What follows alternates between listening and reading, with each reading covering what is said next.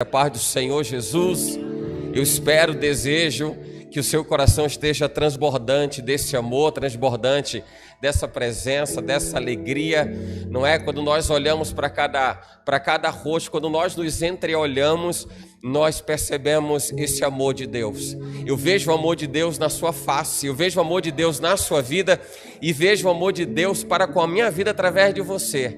Olhando nos seus olhos, eu vejo quanto Deus me ama.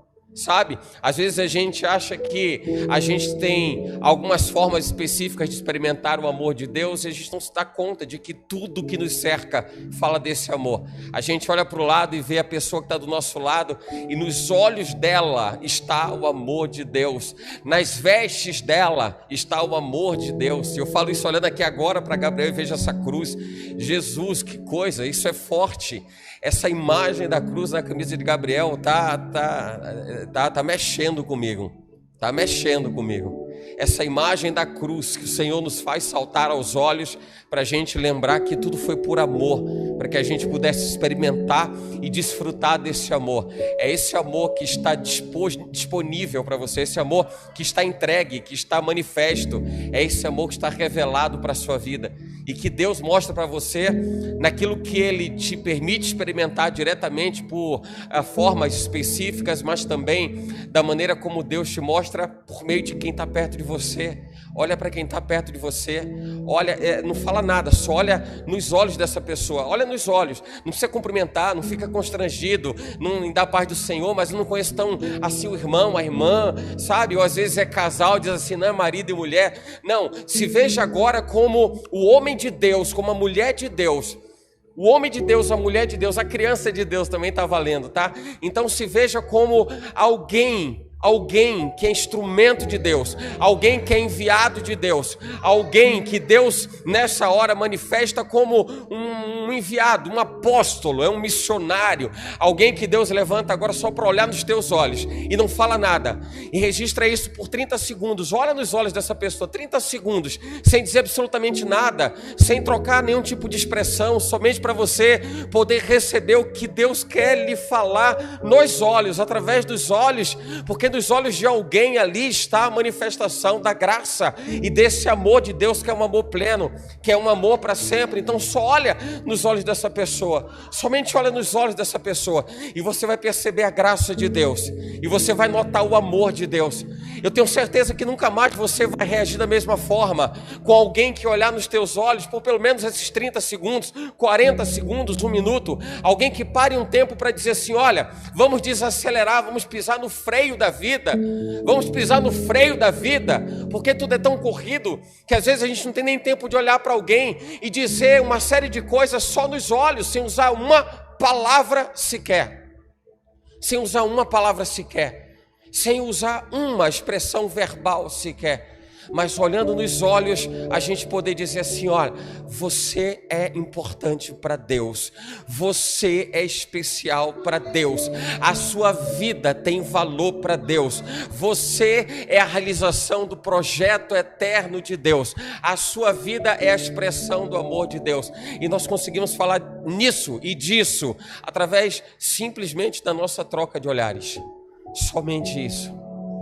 somente isso.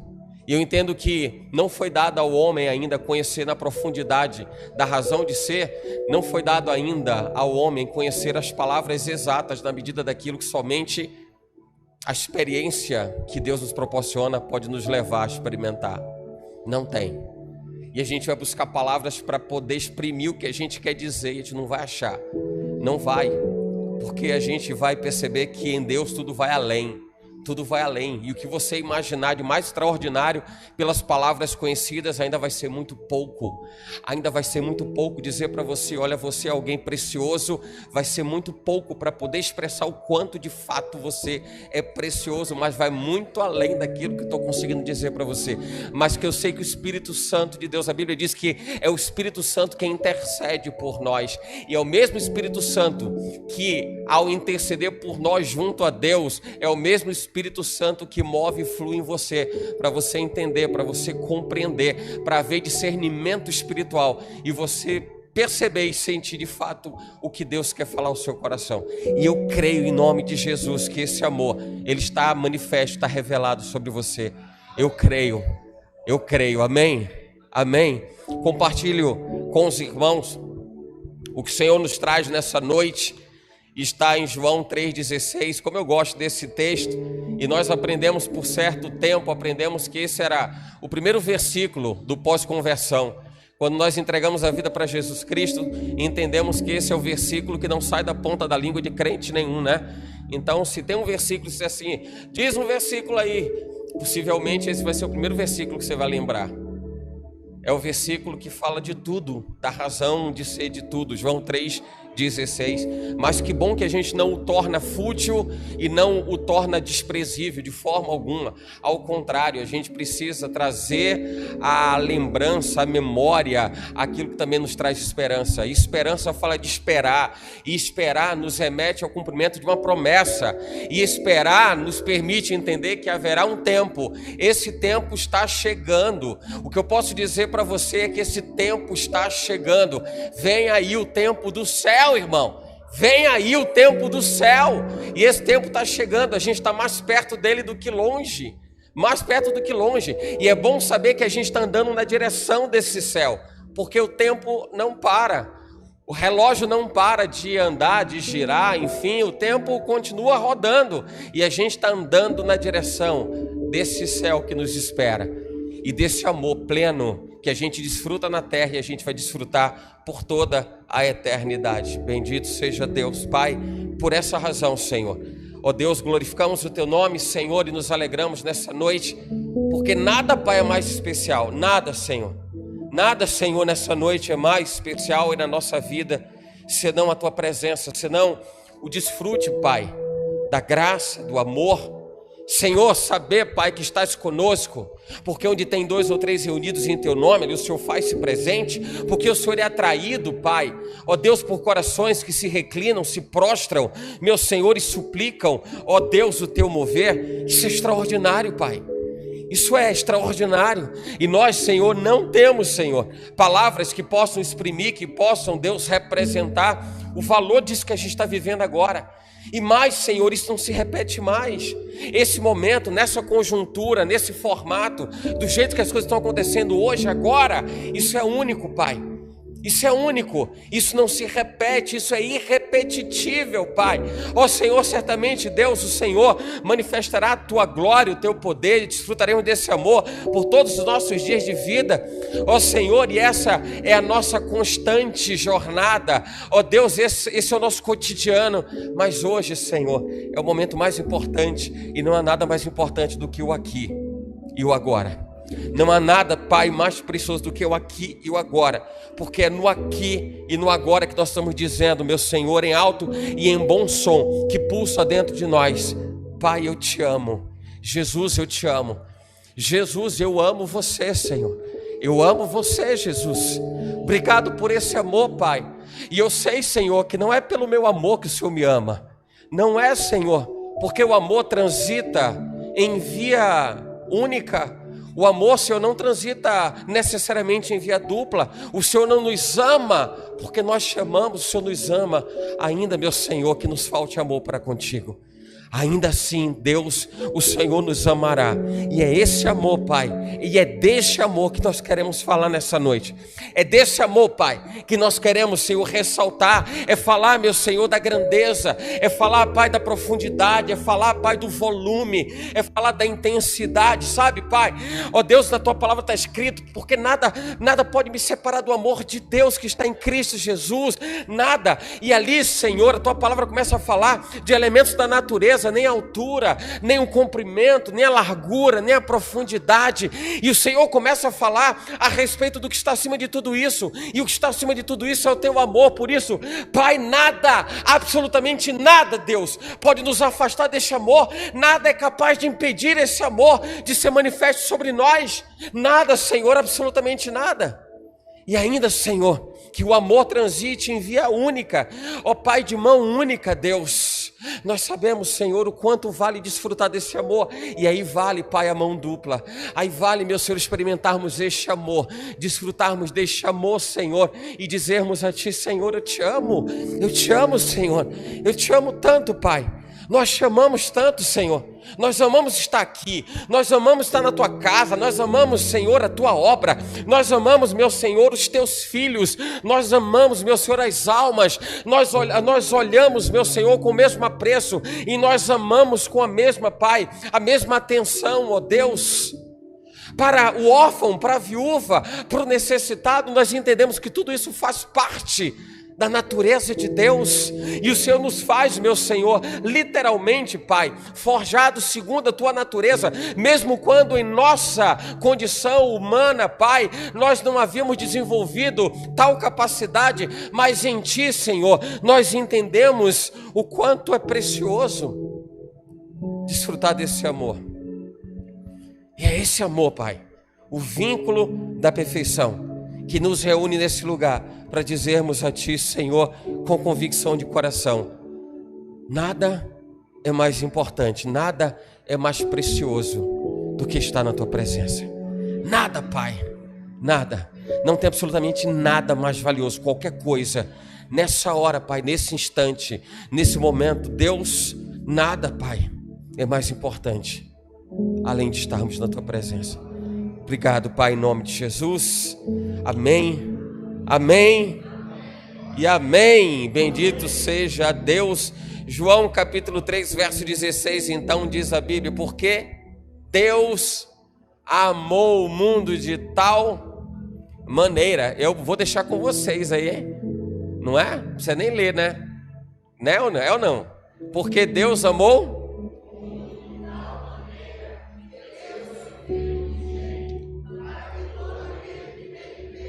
Não pereça. Aleluia, bendito seja Deus. Pode se assentar em nome de Jesus. Deus amou o mundo de tal maneira. Sabe, quando nós falamos desse amor, a gente precisa parar para respirar um pouco, entender e dimensionar do que fala esse amor, o que é esse amor. E a gente entende um amor de tantas formas, a gente experimenta o amor de tantas formas, na vida é assim. A gente desfruta do amor de marido e mulher, amor de pais, filhos, de amigos, relacionamentos trabalhistas, dentro do trabalho. Não estou falando de nenhuma relação de afetividade, né? Algo que possa ser direcionado nesse sentido, mas a própria relação de trabalho, a amizade, o desfrutar da amizade, das boas companhias. Isso tudo fala de amor, mas nada, absolutamente nada, pode significar ou pode expressar o quanto vale esse amor de Deus. E eu fico vendo esse amor para sempre, porque se a gente parar para observar, às vezes o nosso amor é um amor temporal. A Bíblia fala de um amor atemporal. De um amor atemporal. Então assim, você não tem como dimensionar tempo, você não tem como fazer recorte de tempo para dizer assim, não, Deus amou o mundo lá na criação, lá no Éden. Não, Deus vai amar mais o mundo, quem sabe naquela fase em que a igreja estiver prestes a ser arrebatada. Não, porque Deus ama o mundo agora, na nossa geração, nesse século 21 é agora, o momento é esse. Não, esse amor de Deus é atemporal, ele é amor de eternidade em eternidade. O amor de Deus é o mesmo. E aí eu fico pensando e eu fico refletindo a respeito dessas coisas. A gente vê o quanto Deus amava a Abraão, o quanto Deus amava Abraão, a quem ele chamou de amigo. Eu fico vendo o quanto Deus amava Moisés.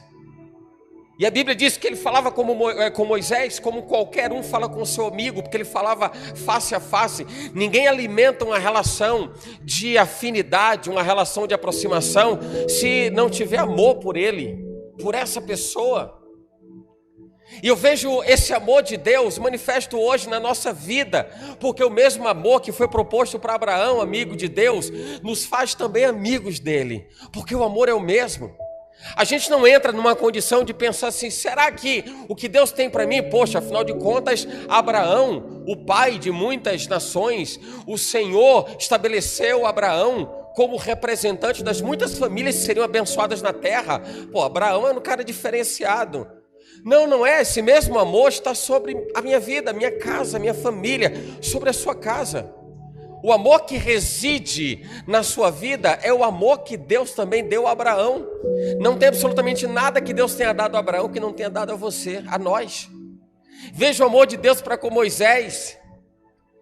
E toda a natureza que conta a respeito, né? toda a história, todo o contexto que conta a história de Moisés, do chamado de Moisés, do quanto Moisés teve um papel fundamental no plano de salvação de Israel, do povo de Deus, e o quanto a vida de Moisés é um pouco falar também na natureza de Jesus Cristo, o Salvador, alguém que tira um povo da escravidão e leva para uma terra prometida. Essa é a natureza de Jesus Cristo. Jesus não estava manifesto e revelado entre os homens naquele tempo, como para nós é dado a conhecer pelo tempo que Jesus viveu na terra. E eu fico vendo essa mesma natureza de amor, esse mesmo volume de amor, esse mesmo nível, não sei nem se a palavra é essa, mas essa qualidade de amor que fez com que Deus amasse Israel, ama as nações do mundo, ama o Brasil, ama a minha vida, ama a sua vida. E Ele põe os seus olhos, a Bíblia diz que os olhos dele estão postos sobre a terra. Os olhos dele estão postos sobre a terra. Você diz assim, para que Deus vai olhar aqui 19 horas do dia 2 de abril, vai dar uma olhadinha aqui para quase a Península Itapajipana, aqui uma parte litorânea da cidade de Salvador? Mas Deus olha. Eu quero dizer para você que Ele olha e Ele está olhando, é porque você é tão especial, é porque esse amor é tão grande, esse amor é tão grande que os olhos dele estão nesse lugar, com tantas igrejas, tantas denominações, nessa hora, buscando, adorando e vivendo experiências em Deus. Ele tem olhos voltados para nós, também para nós. E isso é amor. Isso é amor, porque nós refutamos qualquer expressão de sentimento quando alguém não dedica alguma atenção para conosco. É assim ou não é? Então quando você diz assim, olha, o esposo não está tendo tempo para a esposa questiona, será que você me ama mesmo? Quando a esposa não tem tempo para o esposo questiona, será que você me ama mesmo? Quando os pais não têm tempo para os filhos, talvez os filhos questionem, será que você me ama mesmo? Vocês me amam mesmo?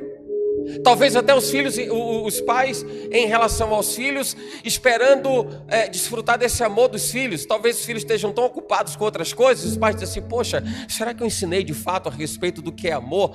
Porque eu tenho sentido meus filhos mais distantes, mais afastados. A gente normalmente pensa dessa forma, né? Quando a gente não tem a atenção devida, a gente coloca na conta do amor. Na conta do amor. É por essa razão que a gente vê o apóstolo Paulo falando lá em Coríntios 13, que o amor não busca os seus próprios interesses. Quando você vê alguém dizendo assim, deixa eu testar esse amor. O amor é isso, o amor é aquilo. Você ama, não ama, você faz ou não faz, quer colocar na conta do amor. Peraí. Isso é amor mesmo? Ou tem alguma outra coisa nesse joguinho aí? Porque o amor não busca os seus próprios interesses. E a gente percebe porque que Deus amou o mundo de tal maneira. Talvez isso não te choque, mas precisa chocar você perceber essa expressão de tal maneira, diz assim, Deus amou o mundo de uma forma que vai ser diferente do que você pensa, de tal maneira, exatamente isso, contrasta com aquilo que a gente pensa, e a gente pensa um monte de coisa, afinal de contas, cada cabeça, sempre ouvi isso na minha infância, a minha mãe falava isso para mim, cada cabeça é um mundo. E nós pensamos de um jeito diferente, mas a Bíblia diz assim, e Deus amou o mundo de tal maneira, e quando eu vejo o Senhor falar assim de tal maneira, é como o Senhor estivesse dizendo assim, olha, eu quero quebrar qualquer tipo de pensamento, qualquer tipo de percepção sua relacionada a amor, porque Deus amou o mundo de tal maneira. Deus amou o mundo, não foi do seu jeito, não é da sua forma de ver o que é amor, não é da sua maneira de perceber o que é amor, ou de parametrizar, gerar parâmetros para dizer, não, isso é amor, isso não é, até aqui é amor, a partir daqui não é mais. Aí você vê o Senhor dizer assim, Deus amou o mundo de tal maneira, e esse de tal maneira é, para tudo, porque agora a gente precisa entender que amor é esse, para tudo, porque esse de tal maneira vai nos mostrar o que significa esse negócio, por que Deus amou o mundo e foi de tal maneira. E para a gente entender essa tal maneira, eu vou precisar lembrar de pelo menos 3 atributos de Deus E um deles a gente já falou, que é o amor, porque Deus é amor, a natureza de Deus é amor. Quando a gente fala de amor, está falando de Deus, o amor em sua plenitude. A gente está falando de Deus, mas eu preciso conectar duas outras coisas importantes: a santidade de Deus e a justiça de Deus. Amor, justiça e santidade é um tripé que vai te permitir entender o que é esse amor. Vai entender por que Jesus foi para a cruz. Vai entender por que razão a gente enxerga isso e diz assim: não tem absolutamente nada nessa vida que a gente possa chamar em pé de igualdade de amor. Nada, absolutamente nada. E se a gente entende o que é esse amor, na perspectiva de que ali atrelado a esse entendimento do que é amor, ali tem a santidade, falar de santidade de Deus e dizer que Ele é santo. A gente se acostumou tanto a falar santo. E ser santo é um negócio tão especial, tão expressivo. Se assim não fosse, não seríamos recomendados na palavra para que fôssemos seguidores de Jesus, irrepreensíveis, com uma igreja que vai subir. E essa é a igreja que vai subir, a igreja santa, imaculada, a igreja sem pecado, sem mancha, sem mácula, sem nada que possa dizer ela tem defeito. Mas como pode subir uma igreja sem defeito se o ser humano tem defeito? E aí você começa a entrar nessa neura e começa a entrar em parafuso, porque as pessoas têm defeitos. Mas o Senhor começa a mostrar a importância de corpo, e a gente começa a entender o significado de corpo, porque nós individualmente, como pessoas, nós somos passíveis de muitos erros. Mas quantas coisas o Senhor faz só para adornar o corpo, só para adornar a noiva. A gente vive numa rotina e numa sociedade tão voltada para o eu mesmo, que a gente acha que a nossa vida se resume nessa ilha chamada eu. E aqui tem um monte de suposta ilha ou supostas ilhas, porque cada um está olhando para si, porque precisa fazer as coisas para si, porque precisa resolver os seus problemas, porque precisa cumprir o seu ciclo, sua jornada de trabalho, tem suas atribuições, suas responsabilidades, e nós acabamos olhando para o eu. É assim, desde que o mundo é mundo. Desde que o mundo, é exatamente isso. Aí o Senhor prepara um corpo, para que nesse projeto de corpo, ele possa ter a certeza de que está tudo consumado, de que está tudo feito, está selado. Mas eu não posso me desprender do que é Deus ser santo. Deus ser santo. E quando a Bíblia fala da santidade de Deus, fala da natureza completamente diferente da natureza do homem. Do homem corrompido, do homem que não entendeu o que era lá na criação, o que era o amor de Deus, que se corrompeu, que se vendeu, que sujou o relacionamento, que maculou o relacionamento, que mesmo tendo em via única, em mão única, o amor de Deus, Deus esperava manter o seu relacionamento com o homem e que esse desfrute fosse de mão dupla, e o homem jogou isso fora. Mas mostra o quanto ele é santo, o quanto ele é separado, porque a gente fala da distinção de Deus. Quem é Deus?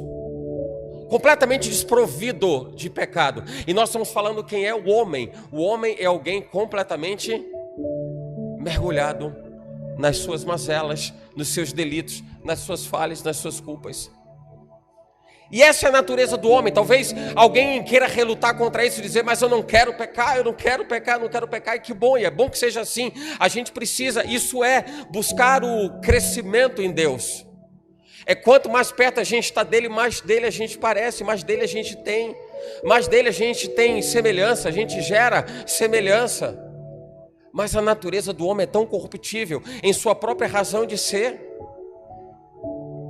que era necessário que o homem reconhecesse que em si mesmo ele não tinha direito a absolutamente nada.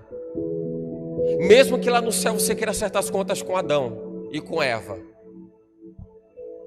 você vai precisar entender que não tem como o homem olhar para dentro de si mesmo e achar que ele tem alguma coisa a entregar a Deus, ou que por alguma razão, por alguma coisa que ele faça, que ele venha fazer, ele tem direito a algo. Não tem, absolutamente não tem. O salário representa a recompensa por alguma coisa. Nós trabalhamos, recebemos um salário. E o salário pelo pecado que o homem cometeu é a morte. Mas eu vejo que a Bíblia diz que o dom gratuito, veja que esse texto fala de salário, e salário gera uma reciprocidade natural, isso é compulsório. Se você trabalha, você tem que receber salário, não é? Quem está entendendo, diga amém. Se você trabalha, você recebe salário, não é? Já parou para pensar, se você trabalhar e você não receber salário, o que é que vai acontecer? Você recebe salário antecipado ou recebe o salário depois do tempo de serviço? Você trabalha e depois recebe. O salário é compulsório. O salário é compulsório. Se você, depois de ter feito, não receber, isso vale para quem vive os mais diversos regimes trabalhistas, quem é autônomo, empresário. Você tem que fazer primeiro e receber depois. Normalmente é assim. Então é compulsório. O salário é compulsório. E o salário do pecado é a morte. É compulsório, é obrigatório. O homem pecou. A morte é obrigatória para o homem. Entende isso? Aí a Bíblia diz assim: mas o dom gratuito de Deus, o dom gratuito de Deus, por si só, o dom de Deus é algo que parte de Deus, e se parte dele naturalmente já é uma entrega, é algo que parte, que é ofertado de Deus, mais do que ficar configurado que é uma oferta de Deus. O texto ainda diz que é gratuito. É para ficar claro, é como se dissesse assim: olha, ele está dando e é gratuito, mas quem dá, está dando para ser gratuito, ou não está dando, né? Está emprestando, está vendendo, está alugando. E a Bíblia diz que o dom gratuito de Deus é a vida eterna. Você entende que pela natureza do homem, por imposição ele tem que receber um salário, e por imposição ele precisa morrer. Mas vem Deus e diz assim: olha, não quero esse negócio de imposição de absolutamente nada. Eu quero dar alguma coisa. Aí a gente entende porque que melhor é dar do que receber, porque que é bom fazer o bem ao próximo, porque que é bom a gente ver como as pessoas são abençoadas através de uma ação, de uma atividade, o quanto isso é bom. O altruísmo é bom, ser generoso é bom, ser bondoso para com alguém é bom. Eu falava na semana passada a respeito de alguém que recebe presente no dia do aniversário, mas imagina que alegria maior alguém receber um presente quando não tem nada para comemorar, porque ela diz assim: eu estou ganhando alguma coisa, alguém se lembrou de mim, eu sou importante para alguém. E às vezes receber presente no dia do dia do aniversário parece meio que uma coisa formal, né? É assim, vamos reclamar não, porque o presente vem, mas está tudo certo. Mas quando a gente recebe um presente fora de uma data, que seria uma data comemorativa, você diz assim: meu Deus do céu, você sente de uma forma diferente. Porque talvez no dia do aniversário você entenda até como algo compulsório, obrigatório. Bom, meu aniversário é meu, eu tenho que ganhar alguma coisa. Mas quando não é, e alguém te dá alguma coisa, você diz assim: meu Deus, isso me quebrou. Deus é santo. Deus é santo. A sua santidade, a sua condição de separação da natureza humana corrompida, isso não impediu que Deus em sua santidade dissesse: eu me interesso por você, eu me interesso por você, homem. A natureza de Deus. E isso está atrelado ao entendimento do que é amor, porque no nosso entendimento humano, como que alguém que está num nível completamente diferente do nosso, em termos de entrega, em termos de ser o que é, e o que Deus espera de nós, e a gente olha: Senhor, eu olho para dentro de mim e reluto contra a minha própria carne, contra os meus próprios erros, meus equívocos, e mesmo assim o Senhor me ama. A gente desiste das pessoas por tão pouco, e Deus olha para nós em nossa imundícia, em nossas fraquezas e limitações, e Ele continua amando. E quando a gente rejeita isso, é como se a gente dissesse: não, então isso não é amor. Não, não é que isso não é amor, é que aquilo que eu entendia como amor, isso nunca existiu antes, isso nunca foi amor de fato. Deus olha para nós e vê o tropeço de um dia e vê a queda do outro, mas ao invés de dar risada e dizer bem feito, Ele estende a sua mão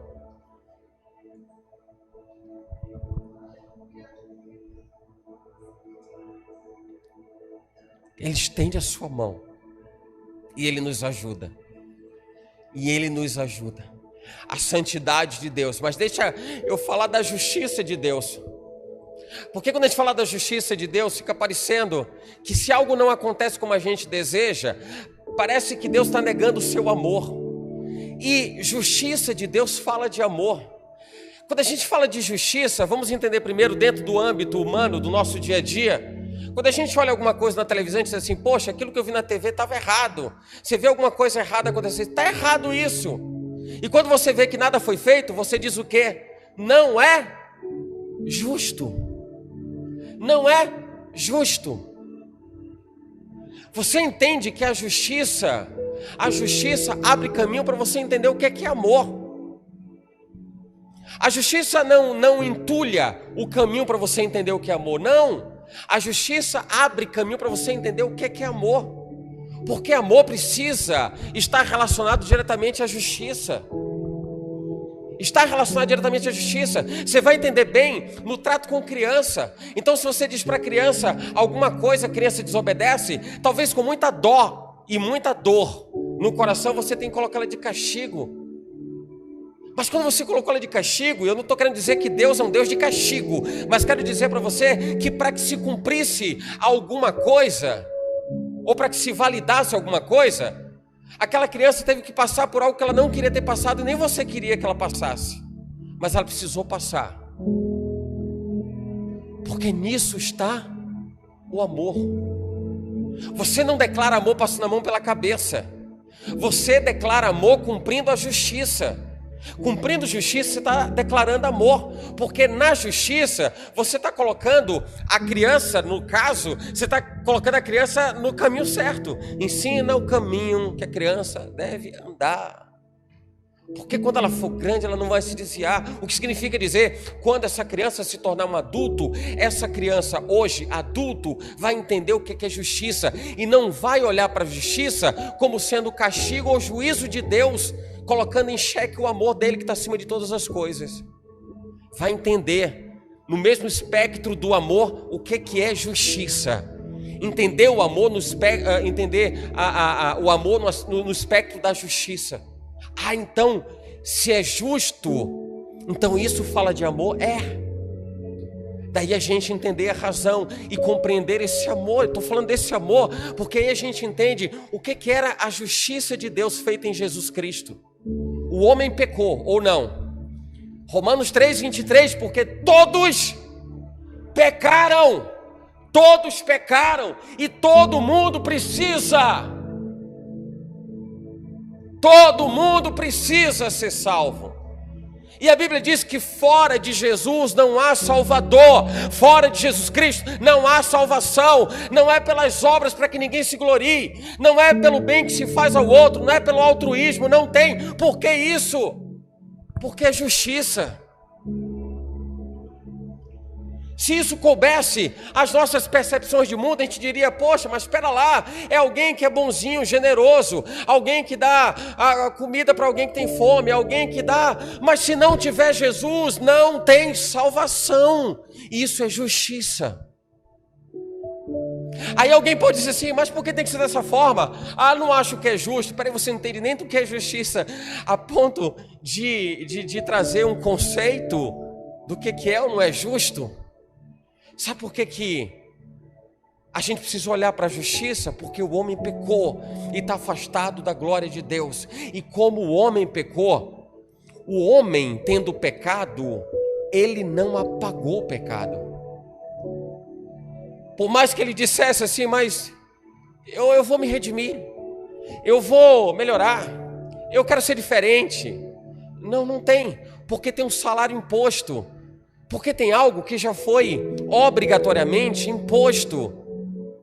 E para pagar o pecado tem que morrer.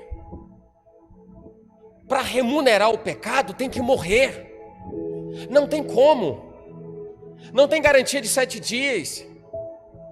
Não é como essas lojas ou plataformas de logística que você adquire, você tem até 30 dias, experimenta. Código de defesa do consumidor não tem. Cometeu o equívoco, o delito está consumado. Então vai ter que pagar por isso. Vai ter que pagar por isso. E o salário do pecado é a morte. E você começa a entender por que a gente está falando de justiça. O pecado continua existindo. Continuou existindo. E se estendem as gerações. O pecado continua existindo. Ou tem alguém que não tem mais pecado? Aí Deus diz assim: eu amo. Eu amo. Mas ama quando, Senhor? Ama agora? Ama agora? Ama para aquele ladrão da cruz, um que não queria nada e o outro até que abriu o coração? Ama para esses? Ama para aqueles judeus que estavam dizendo: crucifica, você não é meu rei, nada. É para esses? Não, eu amo para sempre. Eu amo para sempre. Eu amo desde a fundação do mundo, desde antes da fundação do mundo.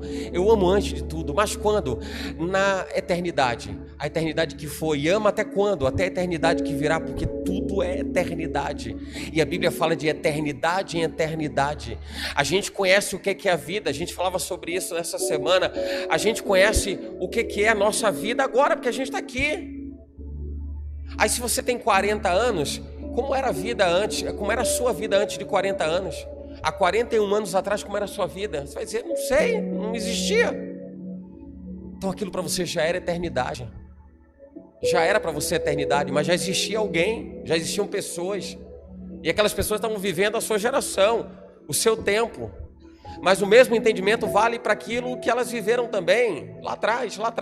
E a gente vai entender o que é eternidade. A Bíblia fala de eternidade em eternidade. A natureza de Deus permanece a mesma. Quando a gente sair dessa terra, não sendo pelo arrebatamento, e os nossos olhos se fecharem, a gente não vai mais saber o que vai acontecer no dia seguinte, o day after. O que vai ser o dia seguinte? Não sei. Aquilo para mim já é eternidade. Já é eternidade. Significa dizer que a eternidade para aqui, depois a eternidade de novo? Não, a gente está vivendo a eternidade. Isso é eternidade, irmão. Só que a gente vai desfrutar da eternidade diferente. A gente vai usufruir de uma eternidade, um negócio diferente. Porque ali se dará a consumação dos séculos. É o que o Senhor nos traz como promessa. A promessa de Deus para a igreja é a consumação dos séculos. Esse é o projeto de Deus. Projeto de Deus. Aí a gente vê o Senhor diz assim: eu amo. Ama quando? Agora? Ama. Não, amo de eternidade em eternidade. Eu amo para sempre. Então faz o quê? Porque tem um salário que vai ter que ser pago. Tem uma conta que está pendente aí. Tem uma conta que está pendurada. E no mundo espiritual o fiado não vai resolver. Não tem fiado. Faz o quê? Então tem que pagar a conta. Quem paga a conta? E Deus olha para mim e para você, e a gente começa a entender esse amor de tal maneira. Esse amor de tal maneira que Ele diz assim: passa a conta deles que eu pago. Passa a conta deles que eu pago. Passa para mim. Passa para mim. Aí a Bíblia fala nos livros da Torá, porque sem derramamento de sangue não há perdão de pecados, não tem pagamento de pecado. A maneira de você remunerar o pecado tem que ser com o sangue. Tradição das antigas alianças tem que pagar com sangue, tem que derramar o sangue. É uma ampola, é um recipiente, não, é o sangue.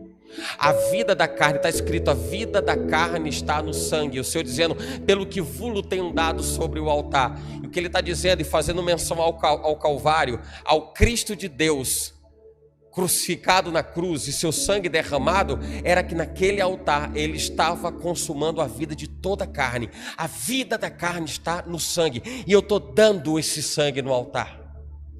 Tem que ser o sangue todo, Jesus. Tem que dar o sangue todo. Porque o preço é caro, a dívida é alta. E a gente entende por que Ele amou o mundo de tal forma. Por que Ele amou o mundo dessa forma tão especial. Por que Ele amou o mundo dessa forma tão extraordinária. Tão extraordinária. Deus amou você e Deus ama você. Independente do que você entenda sobre amor em relação a Ele. E eu entendo exatamente isso. Não é o amor de Deus compatível com o seu amor para com Ele. Porque nós vamos ter maneiras diferentes de nos envolver com Ele. A gente vai ter formas diferentes, tempos diferentes. As pessoas têm formas diferentes. Mas em todas elas, diga-se de passagem, em todas elas, o nosso coração vai ser provado. Em todas elas, o nosso coração vai ser provado. A Bíblia fala isso ao profeta Jeremias, dizendo: eu esquadrinho o coração e eu provo os pensamentos. Deus esquadrinha o coração, Ele prova os pensamentos. De maneira que não é pelo tanto falar e de repente dizer: mas eu amo a Deus, Senhor, eu te amo, Senhor, eu te amo. Relacionamento a gente conhece, né, na ponta do dedo. Na ponta do dedo. Ponta do dedo, eu estou falando da sensibilidade. A gente entende o que é. A intensidade, o valor do relacionamento. Para com qualquer pessoa, a gente entende. Deus conhece essa intensidade, Deus conhece a nossa natureza, Deus conhece as nossas limitações. Deus olha para um ser humano tosco como Pedro, mas disse para Pedro: apacenta a minha igreja. Alguém pode dizer assim: tá louco a pegar um sujeito bruto desse para apacentar a igreja. Mas não é aquele Pedro tosco, é um Pedro transformado, porque ele passou pelo filtro do amor. Ele entende agora o que é o amor. É o que Deus nos permite experimentar todos os dias. Não é mais a velha natureza, a velha criatura. A gente é refinado, a gente é polido, e que bom que a gente nunca está pronto. E é para que seja dessa forma, porque a Bíblia diz que assim como Ele é, nós o veremos, mas até que isso aconteça, nós estaremos buscando a estatura de varões perfeitos, de homens perfeitos, mulheres perfeitas. Essa busca incessante por sermos melhores é que vai fazer com que a gente continue buscando, porque se chegar um momento que a gente diga assim: mas eu já vivi o tempo excessivo, um tempo demasiado na igreja, já li a Bíblia, como já ouvi gente dizendo isso, eu já li a Bíblia 3, 4, 5, 10 vezes. É importante você ler a Bíblia. É importante você ler a Bíblia, mas é importante você entender quando a Bíblia diz, quando a palavra de Deus diz assim: medita nessa palavra de dia e de noite, medita nela, tenha o seu prazer na lei do Senhor, tenha o seu prazer nas coisas do Senhor, tenha a sua vida posicionada em agradar a Deus, em realizar a vontade de Deus, o sonho de Deus. E eu vejo que é exatamente dessa maneira, quando a Bíblia diz que Deus amou o mundo. Deus amou o mundo. A Bíblia não traz nessa passagem de João 3,16, não diz assim: pela relação de amor que houve, ou diferenciadamente para com pessoas, Deus amou alguns mais ou alguns menos.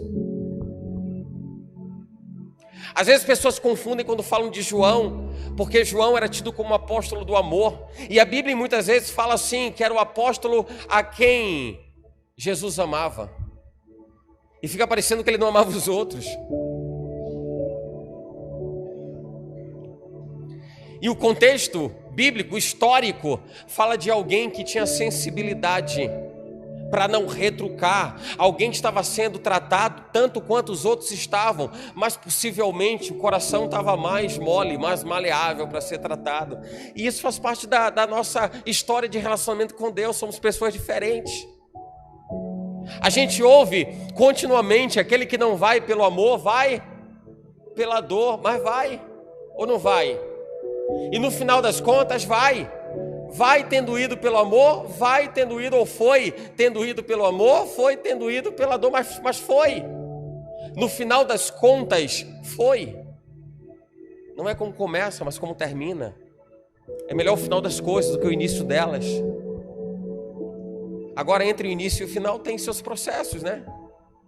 E as pessoas vão experimentando as coisas da vida como precisa experimentar, para que também seja trabalhada, seja tratada, seja aperfeiçoada, seja polida. É assim que a gente vai aprendendo de Deus.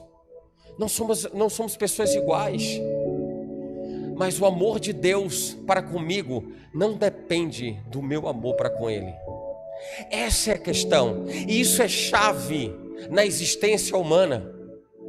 Deus ama a sua vida, como Ele ama a vida de alguém que talvez agora não queira nem conta com Ele, talvez tenha feito pactos ou acertos com quaisquer outras coisas, negócios com quaisquer outras coisas, outras divindades, ou qualquer coisa do tipo. Mas Deus continua amando essa vida. E por isso choca tanto a nós, seres humanos, que começamos a entender e a desenhar amor de uma forma, e a gente às vezes não entende. Canta aquela canção, que amor é esse? Ou canta aquela outra que diz assim, como podes me amar, Deus, conhecendo o meu pecado? Mas esse é o Senhor. Esse é Deus. Esse é Deus que amou o mundo. Que amou o mundo. Que não cobra do mundo uma devolutiva que seja desejável ao coração do Pai, porque Ele gostaria certamente de que todos, o próprio Jesus disse isso, Ele veio para muitos. Mas por que Ele veio para muitos? Ele não diz Ele veio para todos, Ele veio para muitos, porque em sua onisciência o Senhor sabe quem são aqueles que darão ouvidos, quem dará crédito. O profeta dizia assim, quem dará crédito à nossa pregação? Quem vai ouvir? Quem estará interessado nas coisas do reino de Deus? Quem vai estar dedicado às coisas do Pai? O amor dele não depende do nosso amor. 1 João 4,8: aquele que não ama não conhece a Deus, porque Deus, aquele que não ama não conhece a Deus, porque Deus é amor. Essa é a natureza dele. O texto de João 3,16 que diz: Deus amou o mundo de tal maneira que deu o seu Filho. Sabe quando a gente falou da santidade de Deus? Ele é santo, destacado, numa outra posição. A gente vê quando a Bíblia diz que deu o seu Filho. E porque essa é a forma da gente entender a maneira como Deus ama. Deus amou o mundo de tal maneira. Que tal maneira é essa? Que tal forma é essa? Que Ele deu o seu Filho. Agora preste atenção em polos que são divergentes, distintos, diametralmente opostos. Jesus é a entrega de Deus para pagar o preço dos nossos pecados. O que a gente deu para Ele foi pecado. O que Deus deu para nós foi o seu Filho. Senhor, eu tenho algo para te dar. É o quê? Pecado. Filhos, eu tenho algo para dar a vocês. O quê? Meu filho. Meu filho. Você entende porque que eu olho para aquela cruz ali e me constrange? Eu olho para a cruz e aquilo me constrange. Digo, Senhor, me acabou isso. Me acabou isso. Porque nada que eu faça, nada que eu fale, por mais esforço, desejo e vontade de falar, acabou. Não tem mais nada. Não tem frase, não tem palavra, não encaixa, mas não dá mais. Porque diante da cruz a gente percebe que não tem razões, nós não temos mais razões, não existem justificativas, não tem subterfúgios, não tem atalhos. Olha para a cruz. Olha para a cruz.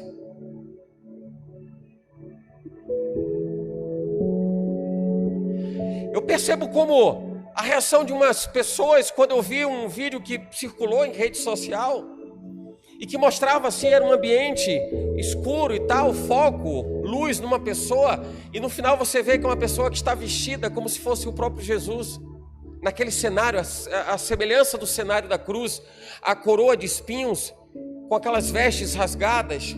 Ele está exatamente na frente de uma pessoa que nem sabe o que está acontecendo. Muitas pessoas devem ter visto isso, e as pessoas vão sendo levadas para dentro daquele ambiente, elas não sabem o que está acontecendo, e vão vendadas, e colocam ela sentada, essas pessoas sentadas, uma a uma, vai colocando numa cadeira, e depois tiram as vendas dessa pessoa. Quando tira as vendas dessa pessoa, ela está meio metro da imagem semelhante àquela que a Bíblia trata de Jesus. E a reação das pessoas, quando você vê, ninguém está imaginando aquilo. E a reação das pessoas, você percebe o quanto que esse amor fala. Quanto que esse amor fala.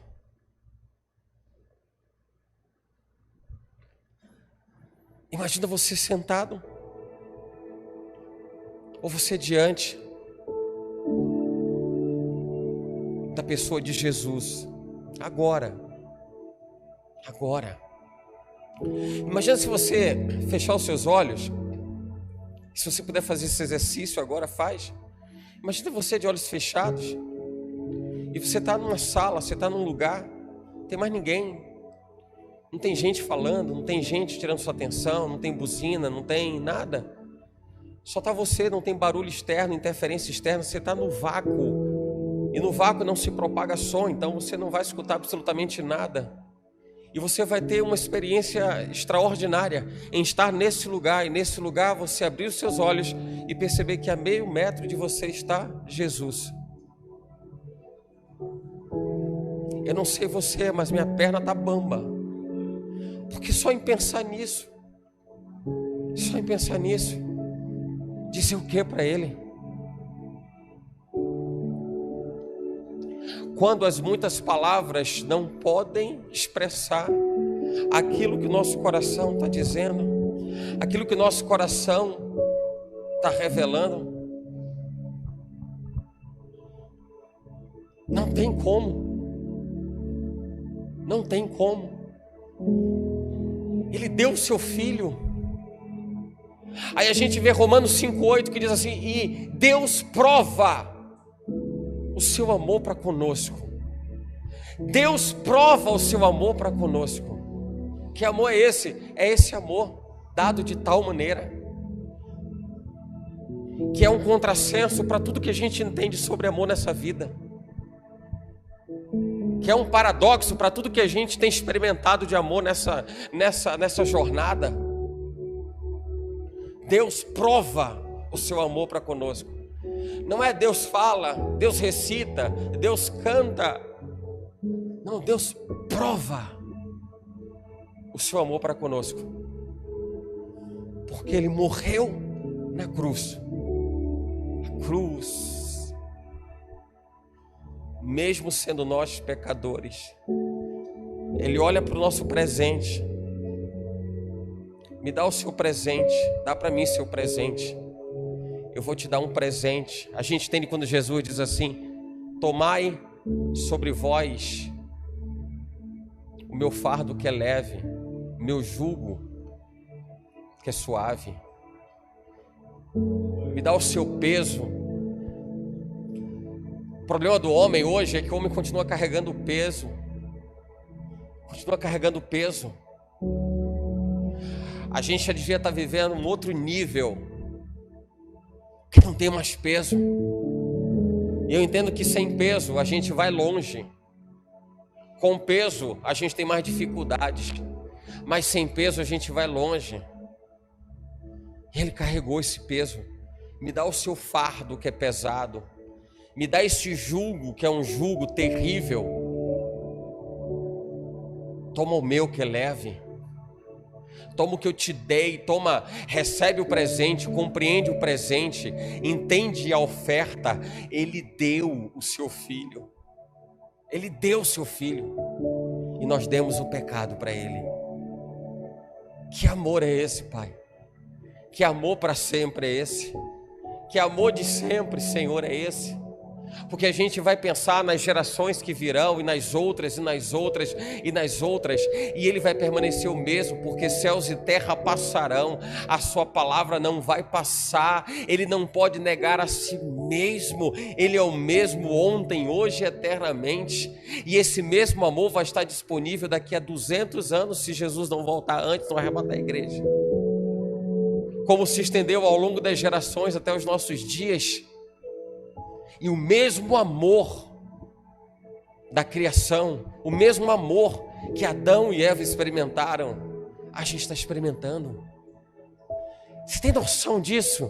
Você tem a ideia do impacto do que isso representa? Você está desfrutando do mesmo amor que foi dado ao homem na criação. O mesmo. Ele deu. Ele deu. O texto continua dizendo: Deus amou o mundo de tal maneira que deu o seu único filho, para que todo aquele que nele crê, para quem crê nele. Sabe o que é que eu vejo assim? O crer é bem particular, questão de fé. Ou você acredita ou não acredita, ou você aceita ou não aceita. Sabe que mesmo dentro da nossa caminhada, no segmento evangélico, vamos dizer assim, às vezes é difícil as pessoas entenderem o que é o certo segundo a direção de Deus. O coração do homem obstinado, muitas vezes o leva a andar segundo o seu próprio conselho. E não deixa de ser o conselho de um ímpio. O próprio ser humano trabalhado e tratado, ou que deveria ser trabalhado e tratado, é quem está sendo o ímpio. E a Bíblia fala que a gente não deve assentar na mesa. E quando a Bíblia fala de nós não se assentar à roda dos escarnecedores, não deve sentar à mesa dos ímpios, é para que a gente não viva. A mesa fala de relacionamento, fala de intimidade. Como é que a gente pode gerar alguma intimidade com Deus se nós formos esses próprios ímpios a quem o Senhor diz: não senta nessa mesa, não se relaciona com essa pessoa? Através do profeta Isaías, a Bíblia diz assim: o que faz separação entre vós e o vosso Deus são os vossos pecados. É a mesa onde você está sentando. O que te separa de Deus é a escolha da mesa onde você senta. Nós vivemos diuturnamente mesas, oportunidades de estarmos sentados às mesas. Que mesas nós estamos sentando? Porque as mesas vão falar de relacionamentos. As mesas são rigorosamente relacionamentos. A gente vê o Senhor falando em Apocalipse: estou à porta e bato. Se você ouvir a minha voz, abrir a porta, eu entrarei, sentarei, cearei com você, você comigo. Ele está dizendo: eu vou me relacionar com você, porque a gente vai estar sentado na mesma mesa. E nós estamos sentando nas mesas da vida. Nós estamos atravessando dia após dia, sentando nas mesas da vida, na mesa do trabalho, na mesa da vizinhança, na mesa da família, na mesa de tudo. Eles assim: eu quero sentar com você, eu quero ter tempo de mesa com você, eu quero ter tempo de relacionamento com você. Aí eu entendo porque que a Bíblia diz assim: Deus amou o mundo de tal maneira que deu o seu único filho, para que todo aquele que nele crê, todo aquele que nele crê. E vejo uma expectativa de Deus no tempo. Vai chegar o tempo, todo aquele que crê. Você crê? Amém. Então chegou o tempo para esse, mas tem alguém que não crê. Para que todo aquele que crê, todo aquele que crê. Diz o Senhor pelo profeta Isaías, que Ele espera, através do profeta Ele diz assim: Ele espera para ter misericórdia de vós, e Ele se detém para se compadecer de vós. Bem-aventurados são aqueles que nele esperam. E o contexto do esperar em Deus aí é confiar. Bem-aventurados são aqueles que confiam, porque Ele espera para ter misericórdia, exatamente para que todo aquele que nele crê. Eu vou dar um tempo, porque ainda tem tempo para crer. Vai, creia, você crê.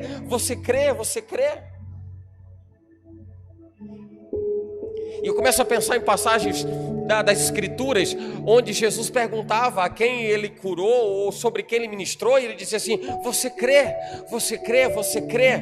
Porque o crer era uma chave que precisava ser virada. Você crê? É porque é para todo aquele que nele crê. A salvação é para todo aquele que nele crê. Deus amou o mundo de tal maneira para que todo aquele que nele crê, tudo gira em torno daquele que crê. Porque se creres, verás a glória de Deus.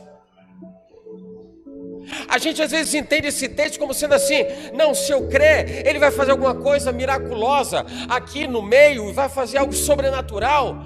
Ele está sendo literal aí: se você crer, você vai ver a glória de Deus. Glória de Deus você vai ver no céu, na eternidade. Se você crer, Ele está dizendo: se você entender quem é Jesus, porque é para todo aquele que crê. Se você crer, você vai ver a glória de Deus. Isso é salvação. Isso é salvação. E o amor dele fala de salvação. O amor dele fala do interesse dele em estarmos sentados na mesma mesa, para ele esperar e ter misericórdia de nós, para ele se deter e ele se compadecer de nós. E a Bíblia ainda dizia assim: Bendito, bem-aventurado, benditos são aqueles que confiam no Senhor. Benditos são aqueles que confiam no Senhor. Eu vejo o fechamento da compreensão do profeta dizendo assim: meu Deus do céu, se eu fosse escrever na nossa linguagem soté-porobaiana, né? Eu diria assim: Jesus da glória, que coisa boa, hein? Eita, Pai, eita, o Senhor espera para que alguém diga eu creio. Para alguém dizer eu creio. Eu vejo a expectativa do pai daqueles dois meninos. Lembra do filho pródigo? E o filho voltando. E o pai naquela expectativa. Que ele está voltando, que ele está voltando. Nós somos pródigos e voltamos. E tem muito pródigo que tem que voltar. Mas é para todo aquele que crê. Ele está esperando e tendo misericórdia. Esperando para ter misericórdia, se compadecendo desses que ainda vão dizer assim: eu creio, estou voltando para casa, pai, estou voltando. Igual os jovens de hoje pela manhã, os 3 de hoje de manhã, né? 3 vidas se entregaram a Jesus e voltaram para casa. Que coisa, que coisa. E a gente vê na história do filho pródigo, o pai vê o filho voltando e providencia logo sandálias, providencia logo uma roupa nova, uma túnica nova, e mata um animal para ser consumido. Pega aí do nosso rebanho, sacrifica, vamos fazer um churrascão aqui. E a Bíblia diz que maior alegria há no céu por um pecador que se arrepende. Alguém que disse: eu creio, finalmente caíram as vendas dos meus olhos, finalmente os meus olhos se abriram e eu consegui entender e consegui enxergar que amor é esse, que amor para sempre é esse, que amor genuíno e extraordinário é esse, porque Deus amou o mundo de tal maneira que deu seu único filho para que todo aquele que nele crê não se perca, não pereça, não se perca, mas tenha. E aí eu vejo o cumprimento do sonho de Deus. O amor, ele não tem fim, mas ele tem objetivos. O amor tem propósitos. O amor de Deus é permanente, ele não acaba, é infindável, mas ele tem objetivos, ele tem propósitos, ele tem alvos. O amor de Deus tem alvos.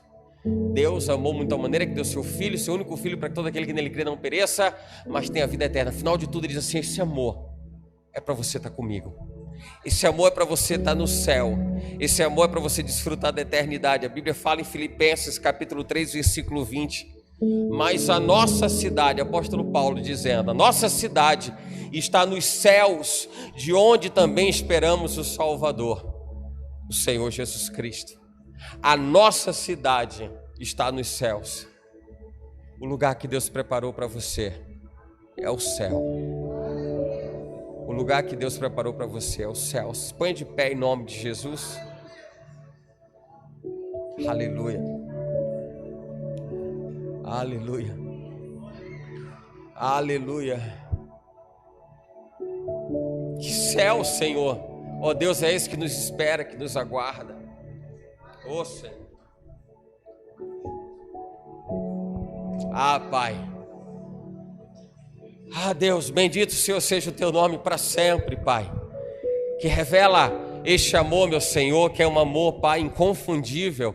É um amor eterno, é um amor para sempre. É um amor, ó Deus, para toda a nossa jornada de vida. Obrigado, Senhor. Obrigado por nos proporcionar, Pai, o entendimento, a percepção do quanto vale esse amor, do quanto representou, Senhor, esse amor, visto que estava Jesus, o Filho de Deus, cravado numa cruz, pendurado no madeiro. E lá, Senhor, lá, Pai, onde estava o meu pecado manifesto, onde estava, meu Senhor, a carga da minha maldade estava sobre ele. Ele declarou o quanto era especial, tudo aquilo por amor, o quanto era precioso passar pelo que ele passou, por amor. Obrigado, Senhor. Obrigado por nos trazer, Senhor, nessa noite, nesse lugar. E eu vejo, Pai, pessoas, Deus, nesse lugar. E eu creio, Senhor, que as que estão nesse lugar, Pai, entendem a razão de ser das suas próprias vidas, do que precisam fazer a partir de agora, das decisões que precisam ser tomadas. Elas entendem, Pai,